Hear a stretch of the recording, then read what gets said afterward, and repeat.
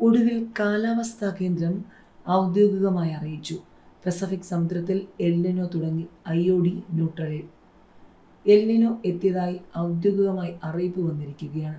നിലവിൽ ഭൂമധ്യരേഖ പസഫിക് സമുദ്രത്തിൽ എൽനിനോ സാഹചര്യങ്ങൾ നിലനിൽക്കുന്നുവെന്നും തെക്ക് പടിഞ്ഞാറൻ മൺസൂൺ സമയത്ത് ഇത് കൂടുതൽ ശക്തിപ്പെടാൻ സാധ്യതയുണ്ടെന്നും കേന്ദ്ര കാലാവസ്ഥാ വകുപ്പും അമേരിക്കൻ ക്ലൈമറ്റ് പ്രഡിക്ഷൻ കേന്ദ്രവും അറിയിച്ചു.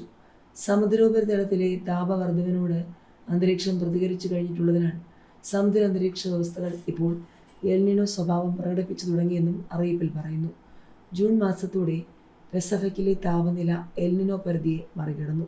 ഏപ്രിൽ, മെയ്, ജൂൺ മാസങ്ങളിലെ ശരാശരി താപനില വ്യതിയാനം എൽനിനോ പരിധിയായ 0.5 ഡിഗ്രി സെൽഷ്യസിന് മുകളിലെത്തി.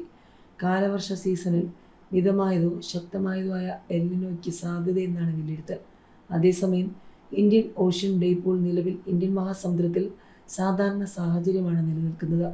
കാലവർഷം അവസാനിക്കുന്നതുവരെ ന്യൂട്രൽ അവസ്ഥ തന്നെ തുടരാനാണ് സാധ്യതയെന്ന് monsoon mission couples forecast system സൂചിപ്പിക്കുന്നു.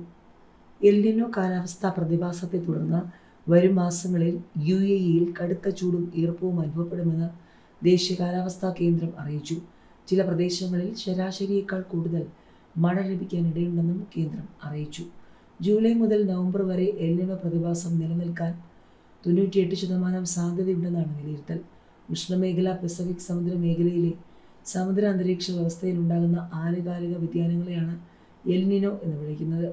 നിലവിൽ നിനോ 3.4 മേഖലയിലെ സമുദ്രോപരിതല താപനിലയിൽ 0.5 ഡിഗ്രി വ്യതിയാനം ഉണ്ടായതായും ഇത് എൽനിനോയെ സൂചിപ്പിക്കുന്നതാണെന്നും NCM അറിയിച്ചു.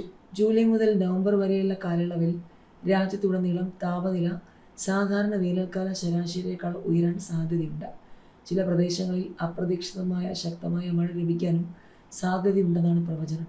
അന്താരാഷ്ട്ര കാലാവസ്ഥാ നിരീക്ഷണ വിവരങ്ങളും അത്യാധുനിക പ്രവചന മാതൃകകളും ഉപയോഗിച്ച് എൽനിനോ സദൻ ഓസിലേഷൻ സാഹചര്യങ്ങൾ നിരന്തരം വിലയിരുത്തി വരികയാണ്. സ്ഥിതിഗതികൾ സംബന്ധിച്ച പ്രതിമാസ റിപ്പോർട്ടുകൾ തുടർന്നും പുറത്തുവിടും. കാലാവസ്ഥയിൽ പെട്ടെന്നുണ്ടാകുന്ന മാറ്റങ്ങൾ കണക്കിലെടുത്ത് പൊതുജനങ്ങൾ ജാഗ്രത പാലിക്കണം. ഔദ്യോഗിക കാലാവസ്ഥാ മുന്നറിയിപ്പുകൾ ശ്രദ്ധിക്കണമെന്നും അധികൃതർ അറിയിച്ചു.